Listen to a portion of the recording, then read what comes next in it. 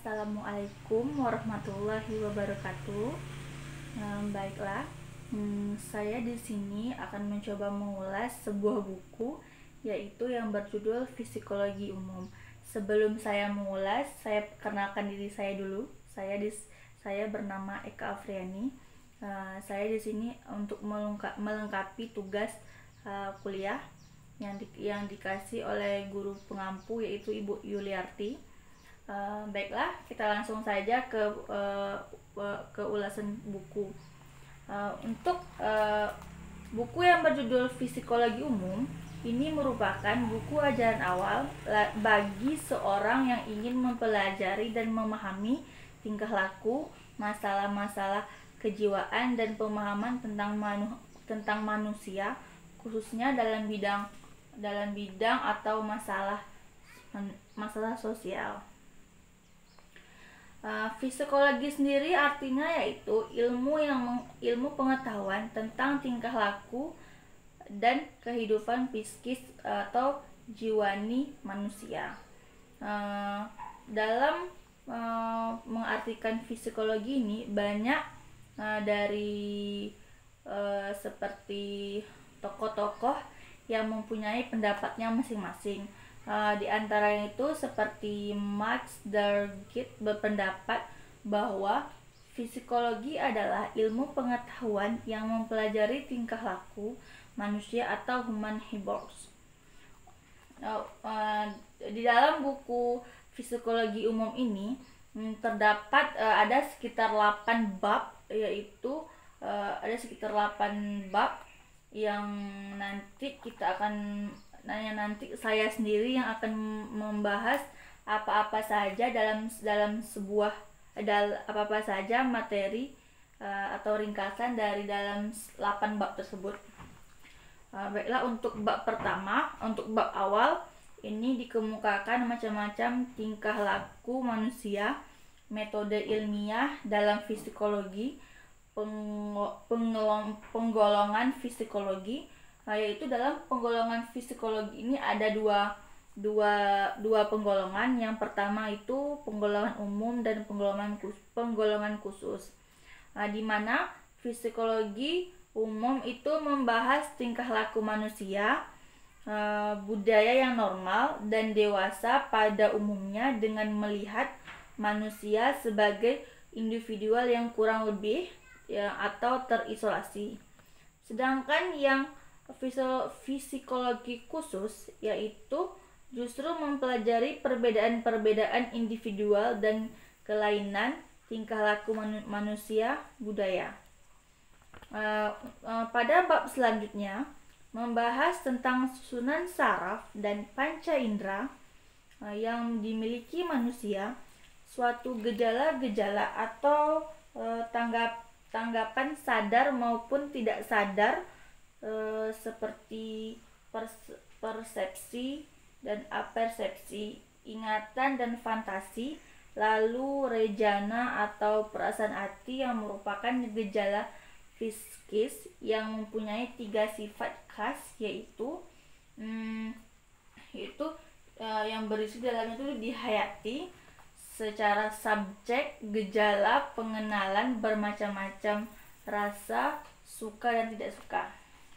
Lalu adanya kemampuan dalam gejala usaha yang merupakan tenaga-tenaga yang ada di dalam diri kita dan ditampilkan keluar dalam berbagai macam gerakan fisikomotoris, pada umumnya merupakan pengarahan dari suatu yang jahat atau merugikan. Selanjutnya, buku ini itu tentang sejarah perkembangan banyaknya psikologi, perkembangan psikologi.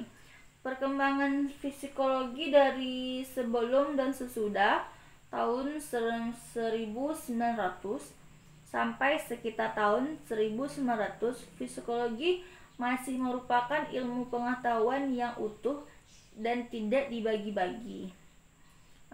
Bab selanjutnya, aliran-aliran modern psikologi yang meliputi psikologi dalam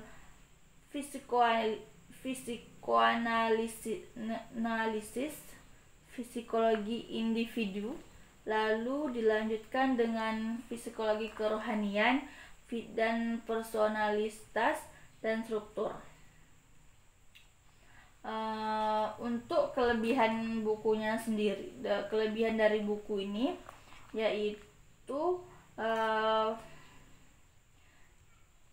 karangan itu sangat jelas, detail dalam pemaparan mengenai psikologi umum, dan dapat lebih memberikan wawasan lebih mendalam bagi pembaca, serta penulisannya itu sangat rapi, bisa dilihat sangat rapi dan enak untuk dibaca.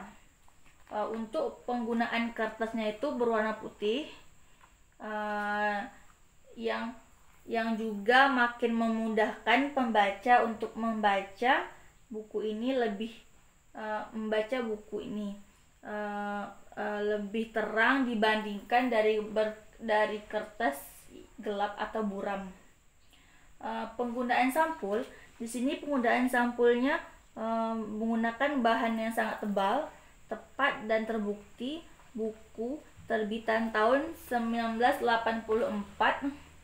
ini masih sangat bagus dan tidak rusak pada bagian sampul.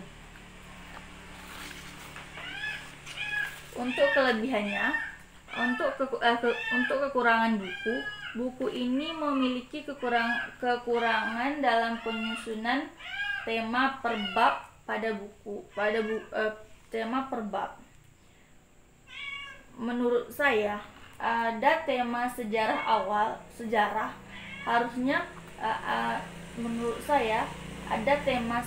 awal psikologi seharusnya diletakkan di bab awal, bukan pada bab akhir, yang agar pembaca dapat memahami sejarah awal psikologi, lalu baru masuk pada pembahasan mengenai psikologi umum itu sendiri.